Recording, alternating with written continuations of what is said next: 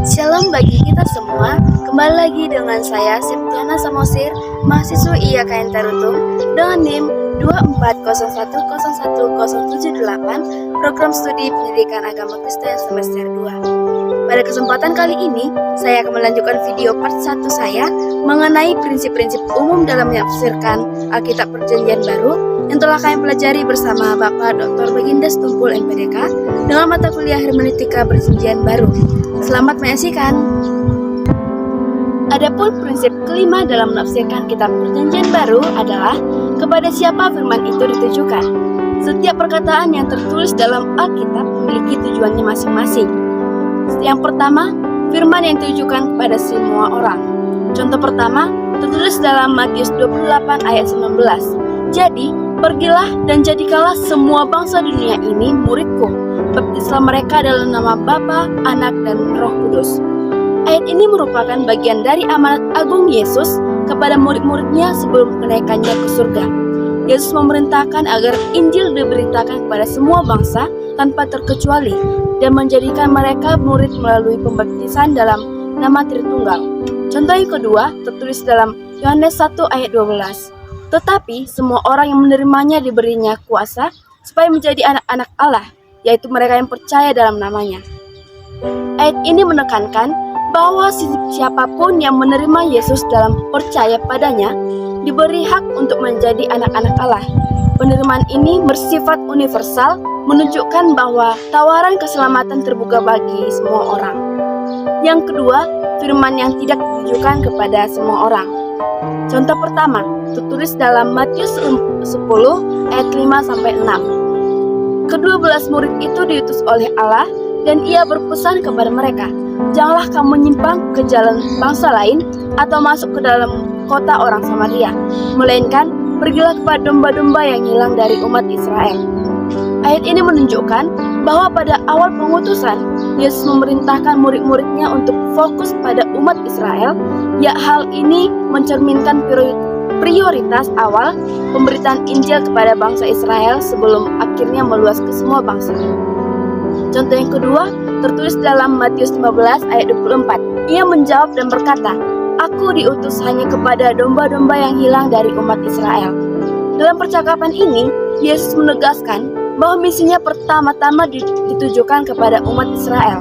Namun, ini bukan berarti pesannya tidak akan mencapai bangsa lain, melainkan menunjukkan urutan prioritas dalam pelayanannya. Yang ketiga, hanya untuk orang percaya. Contohnya tertulis dalam Roma 10 ayat 11-13. Karena kitab suci berkata, barang siapa yang percaya kepada dia tidak akan dipermalukan, sebab tidak ada perbedaan antara orang Yahudi dan orang Yunani. Karena Allah yang satu itu adalah Tuhan dari semua orang, kaya bagi semua orang yang berseru kepadanya. Sebab barang siapa yang berseru kepada nama Tuhan akan diselamatkan. Keempat, firman yang ditujukan untuk orang tertentu.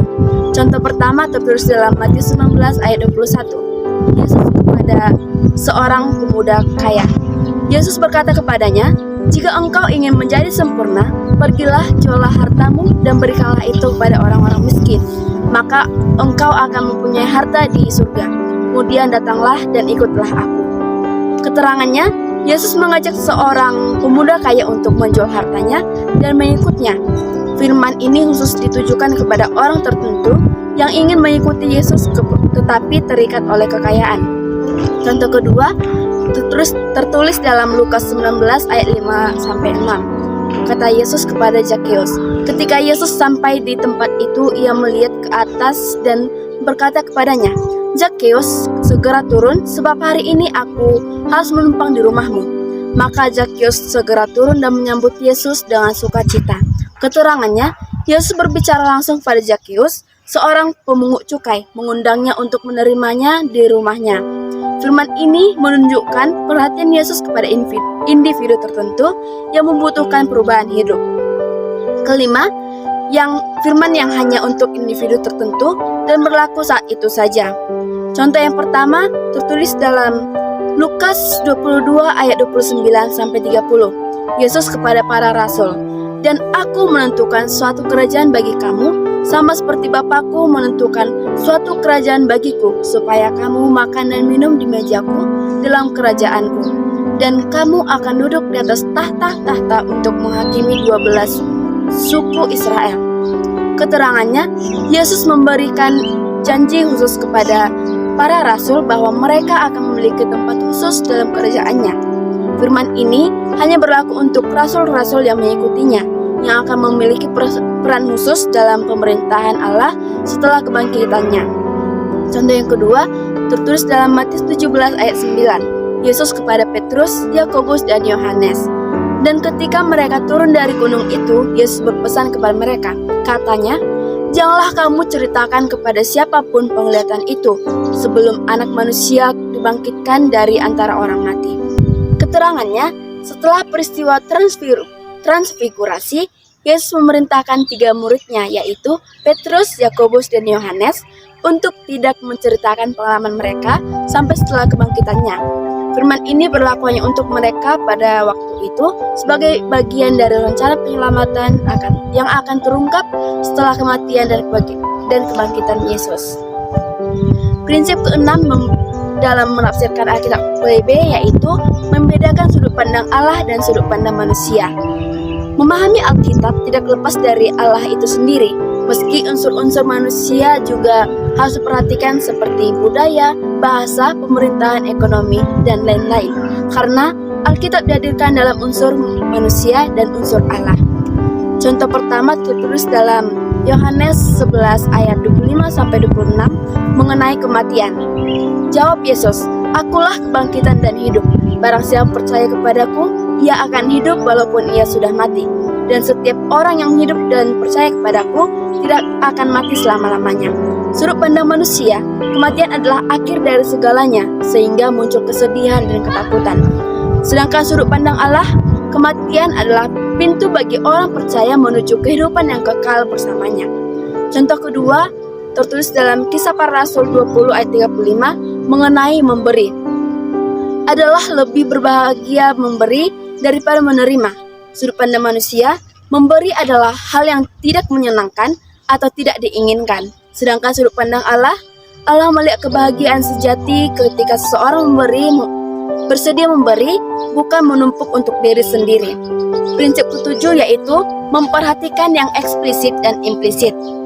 Dalam penafsiran Alkitab, yang eksplisit dan implisit merujuk pada 2 cara memahami makna teks kitab suci. Satu yang jelas dinyatakan dalam teks dan satu lagi tersirat atau perlu ditafsirkan lebih dalam. Berikut penjelasan masing-masing. Yang pertama, yang eksplisit dapat diartikan dengan implisit. Contoh pertama yaitu eksplisitnya tertulis dalam Yohanes 11 ayat 35. Maka menangislah Yesus. Secara implisit dijelaskan, Yesus menangis bukan karena kelemahan, tetapi menunjukkan bahwa ia turut merasakan kesedihan manusia, membuktikan sisi kemanusiaannya dan empatinya terhadap penderitaan. Contoh kedua, secara eksplisit dalam Matius 28 ayat 19, karena itu pergilah jadikanlah semua bangsa muridku. Secara implisit, perintah ini tidak hanya ditujukan untuk para murid saat itu, tetapi berlaku juga untuk semua pengikut Kristus sepanjang zaman, termasuk kita hari ini untuk melakukan penginjilan. Kedua, banyak hal harus dipahami secara implisit. Contoh pertama, larangan menggunakan narkoba tidak tertulis secara eksplisit di Alkitab, tetapi secara implisit bisa dimengerti dari 1 Korintus 6 ayat 19-20, bahwa tubuh adalah bait Roh Kudus, maka segala hal yang merusak tubuh seperti narkoba adalah dosa. Contoh kedua, tidak ada larangan eksplisit mengenai perjudian, tetapi secara implisit bisa dipahami dari 1 Timotius 6 ayat 10, yang menyatakan bahwa cinta uang adalah akar segala kejahatan. Maka berjudi sebagai bentuk keserakahan termasuk dalam hal yang tidak diperkenankan. Ketiga, pemberian makna implisit yang benar kepada yang implisit. Contoh pertama, secara eksplisit tertulis dalam Roma 6 ayat 23, sebab upah dosa adalah maut. Secara implisit, jika seseorang hidup dalam dosa, ia tidak bertobat, maka konsekuensinya adalah kematian kekal. Sebaliknya, jika ia bertobat, maka ia menerima anugerah keselamatan. Contoh kedua, eksplisit tertulis dalam Matius 6 ayat 33. Tetapi carilah dahulu kerajaan Allah dan kebenarannya. Secara implisit dapat jelaskan, Tuhan menuntut prioritas dalam hidup yang percaya. Jika Allah dijadikan yang utama, maka kebutuhan lainnya akan dicukupi olehnya. Keempat, pemberian makna implisit yang salah kepada eksplisit. Contoh yang pertama, secara eksplisit dalam Yohanes 2 ayat 1-11, Yesus mengubah air menjadi anggur. Secara implisit yang salah, beberapa orang menyimpulkan bahwa Yesus mendukung minuman keras, padahal konteks budaya dan kualitas anggur zaman itu berbeda, dan tujuan mujizat adalah untuk menunjukkan kemuliaannya, bukan membenarkan mabuk. Contoh kedua, secara eksplisit dalam Matius 5 ayat 39, jika seseorang menampar pipi kananmu, berilah juga kepadanya pipi kirimu. Secara implisit yang salah menyimpulkan bahwa orang Kristen harus pasif dan tidak boleh membela diri sama sekali. Padahal Yesus mengajarkan kasih dan pengendalian diri, bukan menjadi korban kekerasan tanpa perlindungan. Sekian video dari saya mengenai prinsip-prinsip umum dalam menafsirkan Alkitab BB yang telah kami pelajari.